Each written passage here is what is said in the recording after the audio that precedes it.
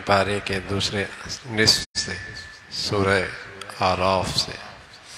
آراف ایک چبوترا جنت اور جنت جہنم کے درمیان، جن کی نیکیاں اور برائیاں برابر ہوں گی وہ اس آراف اس چبوترے پر ہوں گے، اور کچھ عرصے بعد اللہ اپنا فضل فرمائیں گے اور انہیں جنت میں داخل فرمائیں گے۔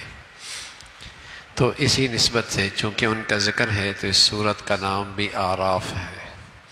اس کے آغاز میں قرآن کی عظمت کا تذکرہ ہے، قرآن کی تعریف اور اس کی شان ہے، اور پھر نہ ماننے والوں کی مذمت فرمائی۔ ایک دن آنے والا ہے جہاں نیکیاں اور بدیاں تولی جائیں گی، جس کا وزن بھاری ہوگا وہ کامیاب ہوں گے۔ اور یہ اللہ کے لیے مشکل نہیں، اللہ نے ساری مخلوق کو پیدا فرمایا، اس انسان کو مٹی سے پیدا فرمایا اور اپنی قدرت کا شکار بنایا ہے۔ اس ذات کے لیے دوبارہ زندہ کرنا کیا مشکل ہے، لیکن شیطان اس کا ازلی دشمن ہے۔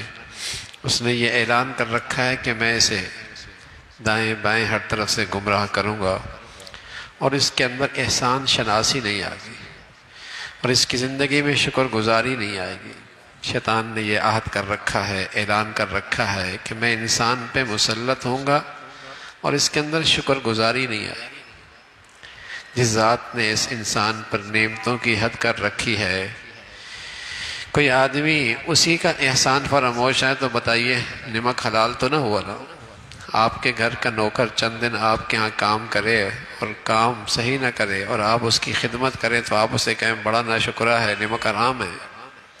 اور جس ذات نے ماہوں سال سے نعمتیں دے رکھی ہیں اور یہ بندہ پھر ان نعمتوں میں اس مولا کو ناراض کرے اور احسان فراموشی کرے تو کتنی بڑی ناشکری ہے۔ تو یہ اس شیطان کا اثر ہے جس نے یہ اعلان کر رکھا ہے۔ پھر اللہ رب العزت نے اس شیطان کی شیطانیت کا تذکرہ فرمایا کہ اس نے تمہارے ابا آدم اور حوا کو بھی ورغلایا تھا، اور یہ آیا تھا خیرخواہ بن کے، بڑا خیرخواہ بن کے آیا تھا۔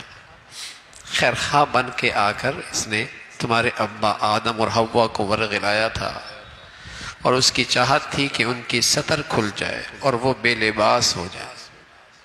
یہ شیطان نے کیا، اور آج شیطانی تہذیب کا اثر بھی یہی ہے۔ آج دنیا میں جتنی شیطانی قوتیں ہیں نا، وہ بڑی خیرخواہی کے ساتھ مسلمان معاشرے پہ قبضہ کرتی ہیں، خیرخواہ بن کے آتی ہیں، تعلیم کے نام پہ آتی ہیں، صحت کے نام پہ آتی ہیں، روزگار کے نام پہ آتی ہیں، اور پورے مسلمانوں کے معاشرے پہ وہ قابض ہو جاتی ہیں، اپنی ثقافت بھی چھوڑ جاتی ہیں، اپنی معیشت بھی چھوڑ جاتی ہیں، اپنا لامذہب دین بھی اپنا لامذہب پن بھی چھوڑ جاتی ہیں، اور پھر اپنے بالا خانوں میں بیٹھ کر اس معاشرے کی دولت بھی لیتے ہیں، سرمایہ بھی لیتے ہیں، صلاحیتی بھی لیتے ہیں، نوجوان بھی لیتے ہیں، اس زمین کا خزانہ بھی لیتے ہیں۔ لیکن پہلے وہ زمین پہ آئے تھے خیرخواہ بن کے، تعلیم کے نام پر آئے تھے، صحت کے نام پر آئے تھے، مدد کے نام پہ آئے تھے، ہمدرد بن کے آئے تھے۔ تو شیطان اسی انداز سے وار کرتا ہے۔ مسلمانوں کو خبردار کیا کہ دیکھو ہر خیرخواہی کے جملے کہنے والا خیرخواہ نہیں ہوتا۔ اور 1 صدی تک مسلمان دنیا نے اس سے دھوکہ کھایا ہے۔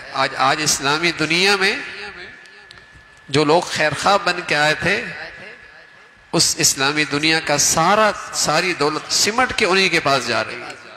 افرادی قوت بھی جا رہی ہے، صلاحیتی بھی جا رہی ہے، دولت بھی جا رہی ہے، وسائل بھی جا رہے ہیں، لیکن 1 صدی انہوں نے اسلامی دنیا پہ خیرخواہی کے روپ میں بے روپیہ بن کے آئے، خدمت کے نام سے آئے اور لوٹ کے لے گئے۔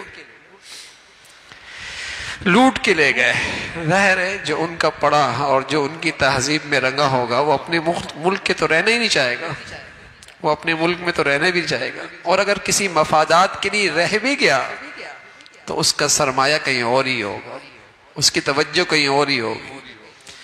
تو اللہ کریم نے فرمایا کہ شیطان خیرخواہ بن کے آیا ہے تمہارے ابا کے پاس، آدم کے پاس، حوا کے پاس، اور اس نے کیا کوشش کی کہ بے لباس کر دے، اور آج شیطانی تہذیب بھی یہ چاہتی ہے کہ یہ انسان بے لباس ہو جائے.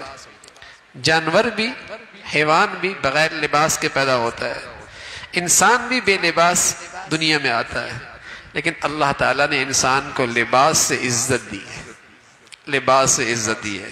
لیکن آج شیطانی تہذیب انسان کو پھر حیوان بنانا چاہتی ہے،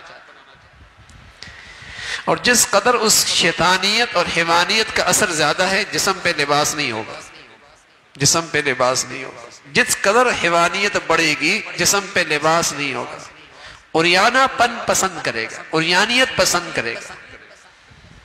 بدقسمتی سے کافر کرے تو سمجھ میں آئے، تب تو مسلمانوں کے بچے بچیوں کا بھی یہی حال ہے.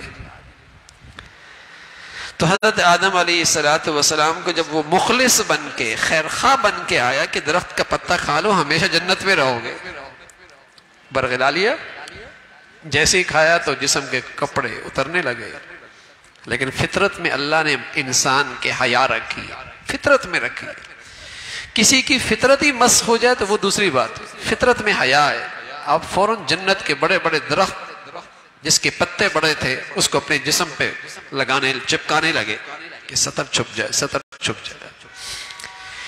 پھر اللہ نے اہل ایمان کو خطاب فرمایا، ایمان والو، لباس اللہ کی ایک نعمت ہے، اس سے دو مقصد ہیں.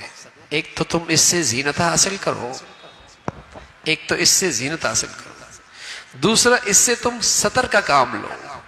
وہ لباس لباس نہیں جس میں سطر پوشی نہیں، وہ ننگا ہے. حضور علیہ السلام فرمایا کرتے تھے، کاسیات عاریات ممیلات مائلات رؤوسہن کاسنمۃ البخت لم یجدن ریح الجنہ وان ریحها لتوجد من مسیرۃ کذا وکذا. ایک ایسی مخلوق آئے گی، اس زمانے میں نہیں تھی، اس زمانے میں نہیں تھی. فرمایا ایک ایسی مخلوق آئے گی، نبی کی بات تھی، نبوت کی زبان سے ہے، صحابہ مان گئے، اس وقت کے مسلمان مان گئے کہ اب تو نہیں ہے لیکن ہوگی. فرمایا ایسی مخلوق ہوگی، کاسیات عاریات، لباس پہنی ہوں گی لیکن پھر بھی ننگی ہوگی. یہ کیسی مخلوق ہے، لباس پہنی ہوں گی پھر بھی ننگی ہوں گی. فرمایا ہاں، اتنا چست ہوگا سارا جسم جھلک رہا ہوگا، اتنا باریک ہوگا سارا اندر کا منظر نظر آ رہا ہوگا، اتنا مختصر ہوگا، آدھے لباس ہوگا آدھا کوئی نہیں ہوگا. بالکل ایسا ہی ہے. تقریبات دیکھیں، شادیاں دیکھیں، تعلیمی ادارے دیکھیں، سڑکیں دیکھیں، ایسی مخلوق ملے گی. فرمایا مائل ہوں گی مردوں کی طرف، مائل کریں گی، اور ان کے سروں پہ اونٹ کے کوہان کی طرح بال بندھی ہوئی ہوں گی. رؤوسہن کاسنمۃ البخت. فرمایا جنت کے قریب بھی نہیں جائیں گی، دور، ہاں دور جہاں جنت کی خوشبو جاتی ہے نہیں سونگھ پائیں گی، اتنی محروم اور بدقسمت ہوں گی. تو لباس یہ زینت کے لیے ہے، یہ سطر چھپانے کے لیے ہے. جس لباس میں سطر نہیں وہ لباس نہیں. جو فیشن مغرب سے آ جائے نادان مسلمان سمجھتا ہے اس میں عزت ہے. بس اوقات نماز پڑھنا مشکل ہو جاتی ہے، وہ آگے نماز پڑھ رہا ہوتا ہے، پیچھے سے پینٹ نیچے اتر رہی ہوتی ہے، حالانکہ اس سے نماز ٹوٹ جاتی ہے، نماز ٹوٹ جاتی ہے اس سے. لیکن چونکہ فیشن آ گیا ہے اور اسی میں اس نے عزت سمجھ رکھی ہے. لباس تو ہوتا وہ ہے جس میں سطر چھپی ہوئی ہو. لباس یواری، اس کا تذکرہ فرمایا. زمانہ جاہلیت میں مشرک بیت اللہ کا طواف ننگا کرتے تھے اور کہتے تھے اللہ کا حکم ہے، اللہ کا حکم ہے. تو اللہ رب العزت نے ان کی مذمت اور تردید فرمائی کہ اللہ رب العزت کھانے پینے سے نہیں روکتا، لباس پوشاک سے نہیں روکتا. اسلام وہ دین ہے جس میں انسان کی تمام جائز ضروریات کا خیال رکھا گیا ہے. کھاؤ پیو پہنو، بس اسراف نہ کرو، حدود سے تجاوز نہ کرو، حدود سے تجاوز نہ کرو. اس کا تذکرہ فرمایا.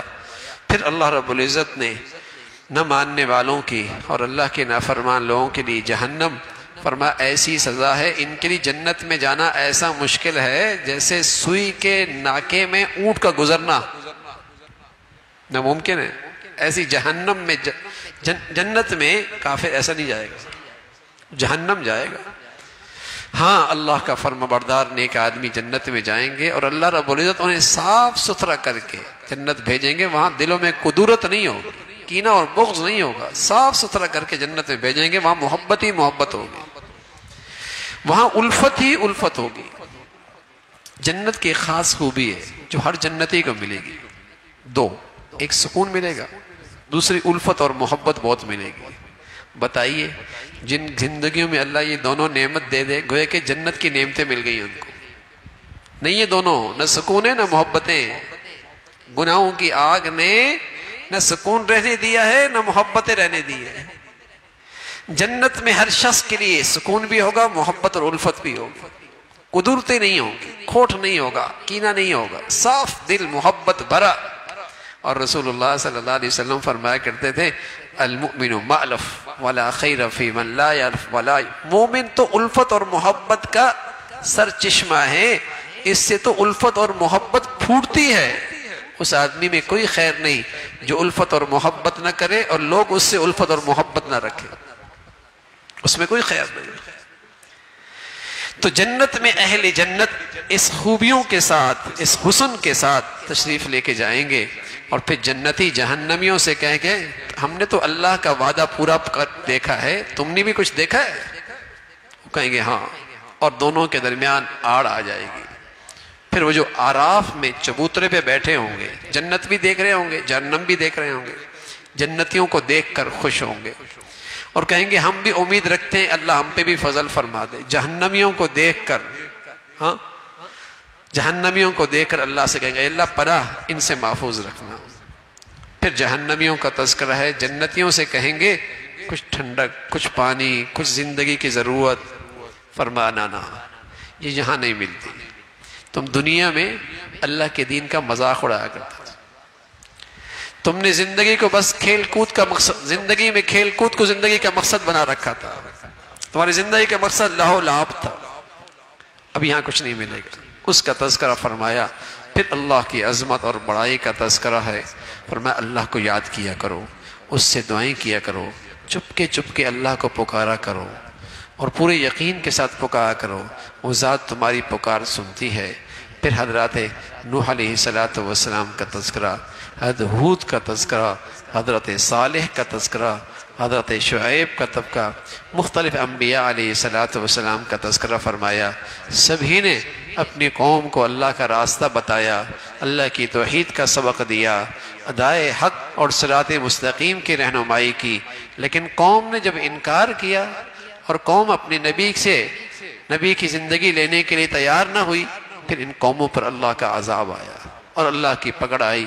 فرما بردار لوگوں کو اللہ رب العزت نے نجات دی.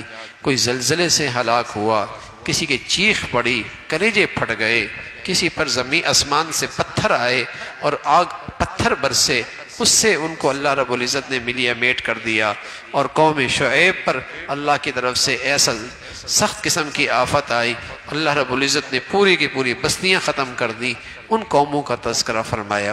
پھر اللہ رب العزت نے فرمایا اگر اہل زمین والے اللہ سے ڈرنے لگ جائیں اور اس کے فرما بردار بن جائیں، اللہ آسمان سے اپنی برکتیں بھیجے گا، زمین سے بھی برکتیں نکلیں گی، زمین و آسمان برکتوں سے بھر جائے گا، برکتوں سے بھر جائے گا. گناہوں سے رزق ختم ہو جاتا، گناہوں سے رزق میں برکت نہیں رہتی، زمین میں برکتیں نہیں رہتی، فضاؤں میں برکتیں نہیں رہتی، اور نیکی اور تقوی سے اللہ رب العزت برکتیں عطا فرماتا. 50 سال پیچھے جائیے نا ذرا، کتنی برکتیں تھیں. ایک کماتا تھا پورا خاندان کھایا کرتا تھا، اب سب کماتے ہیں تب بھی پورا نہیں ہوتا. برکت ہی ختم ہو گئی، نہ وقت میں برکت، نہ صحت میں برکت، نہ رزق میں برکت. برکتیں آتی ہیں نیکی سے، تقوی سے، فرما برداری سے. اللہ ہمیں نصیب فرما دے. پھر حضرت موسیٰ علیہ السلام کا تفصیلی واقعہ ذکر فرمایا. اس کے مقابلے میں وقت کا بڑا فرعون مقابلے پہ آیا. فرعون مقابلے پہ آیا. حضرت موسیٰ علیہ السلام نے اسے سمجھایا کہ میں اللہ کا رسول ہوں، اللہ نے مجھے معجزے دی ہیں. ایک تو لاٹھی پھینکی تو سانپ بن گیا، دوسرا بغل سے ہاتھ نکالا تو چمکنے لگا. غیر معمولی معجزے تھے حضرت موسیٰ علیہ السلام کے. جب فرعون نے دیکھا کہ کہیں ایسا نہ ہو کہ قوم اس سے مانوس ہو جائے اور اس کا اثر لینے لگ جائے، تو کہنے لگا یہ تو جادوگر ہے، جادوگر ہے. اپنے مشیروں اور کرندوں کو اکٹھا کیا، اس شخص کا مقابلہ کیسے کیا جائے؟ کہا جادوگر تو آپ کے پاس بھی ہے، مقابلہ کیا جائے، جب ہمارے جادوگر جیت جائیں گے تو دنیا کو پتہ چل جائے گا یہ تو جادوگر ہے، ہار گیا۔ اس نے ایسے ہی ایک میدان کے اندر اس کا انتظام کیا، پوری قوم اکٹھی ہو گئی، جادوگر بھی آ گئے۔ جادوگروں نے یہ بھی کہا کہ اگر ہم جیت گئے تو ہمیں ملے گا کیا؟ تو فرعون کہنے لگا کیا ملے گا؟ تم میرے مقرب ہو جاؤ گے، میرے درباری بن جاؤ گے۔ موسیٰ علیہ السلام سے کہا آپ لاٹھی پھینکیں، انہوں نے کہا نہیں آپ پہلے پھینکیں۔ جب انہوں نے پھینکا تو ان کے سارے رسیاں سانپ بن گئی۔ موسیٰ علیہ السلام نے جب لاٹھی پھینکی تو وہ بھی سانپ بنی، لیکن ایسا اژدہا بنا کہ ان کے سارے سانپ کھا گئی، ان کے سارے بنے سانپ کھا گئی۔ وہ جادوگر اپنے فن میں ماہر تھے، سمجھ گئے یہ شخص جادوگر نہیں ہے، یہ اللہ کا پیغمبر ہے، فوراً ایمان لے کے آ گئے۔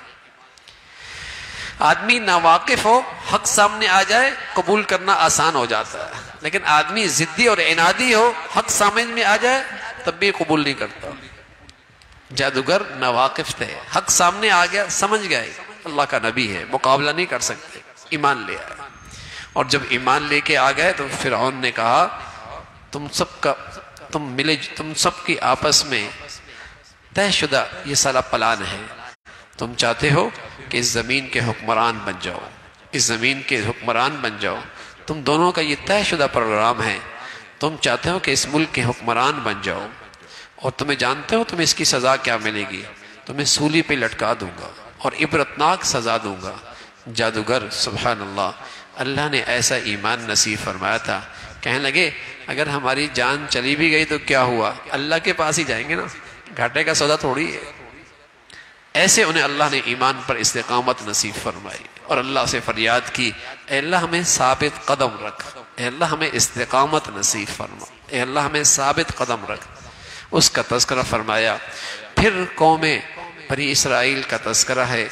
اللہ رب العزت نے فرعون کو جب ان کے ذریعے دعوت دی لیکن فرعون بار بار انکار کرتا رہا تو فرعونیوں پر مختلف قسم کے عذاب آئے، مینڈکوں کا عذاب آیا کہ ہر چیز میں مینڈک، ہر چیز میں مینڈک، خون کا عذاب آیا، پانی مٹکوں میں ہو، تالابوں میں ہو، ٹینکیوں میں ہو، سب خون بن گیا۔ ایسی ایسی چیزیں آئیں، عذاب ایسے آئے کہ سارے کے سارے کھیت ختم ہو گئے ان کے۔ موسیٰ علیہ السلام سے انہوں نے عرض کیا اللہ اے موسیٰ دعا کر اپنے رب سے، اگر اس مصیبت سے ہمیں نجات مل جائے تو ہم آپ کو پر ایمان لے آئیں گے، اور بنی اسرائیل کو جہاں آپ چاہیں گے لے کے جانا ہم روانہ کر دیں گے۔ موسیٰ علیہ السلام نے دعا کی لیکن پھر انہوں نے انکار کیا اور پھر ایمان نہ لائے۔ اس کا تذکرہ فرمایا۔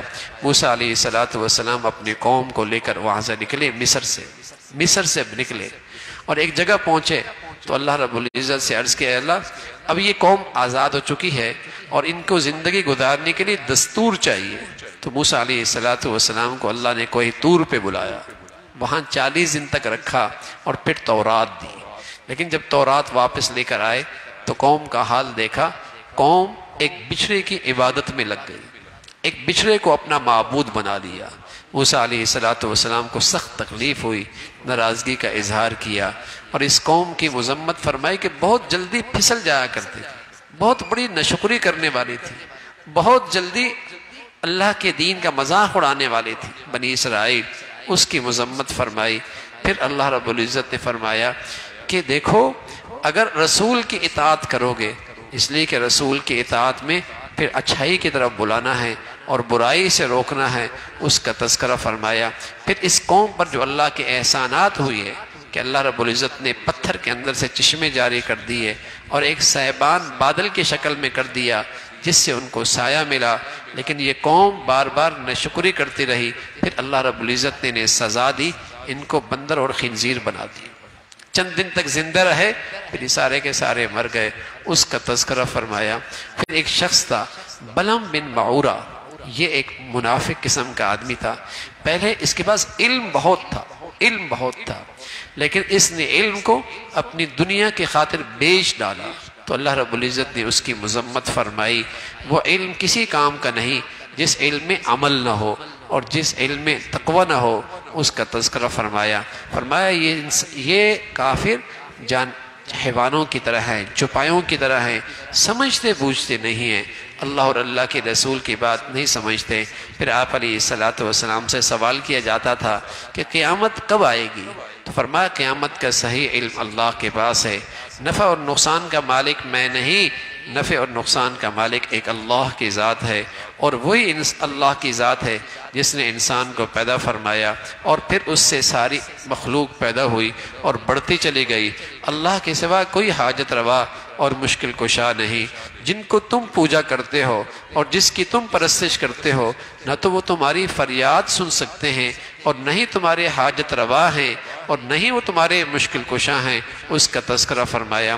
فرمایا جو لوگ اللہ سے ڈرتے ہیں، اگر ان کو شیطان اثر انداز بھی ہو جائے، فوراً اللہ کی طرف رجوع کرتے ہیں اور اللہ سے معافی مانگ لیتے ہیں۔ پھر قرآن کی عظمت کا تذکرہ فرمایا۔ قرآن جب بھی سنو ادب کے ساتھ سنو، احترام کے ساتھ سنو۔ اگر قرآن ادب اور احترام کے ساتھ سنو گے تو اس کا اثر تمہارے دلوں پہ پڑے گا۔ پھر اللہ کے جو قریب لوگ ہوتے ہیں وہ ہمیشہ اللہ کے فرما بردار ہوتے ہیں، اور اللہ کی فرما برداری ہی اللہ کے ہاں جسے کہیں کہ بڑا انعام، اور اللہ کے ہاں اللہ کی رضا کا وہ شخص مستحق ہوتا ہے۔ اللہ رب العزت زندگی اپنی فرما برداری اور اپنی اطاعت والی نصیب فرمائے۔ سبحانک اللہم بحمدک، نشہد ان لا الہ الا اللہ، نستغفرک و نتوب الیک۔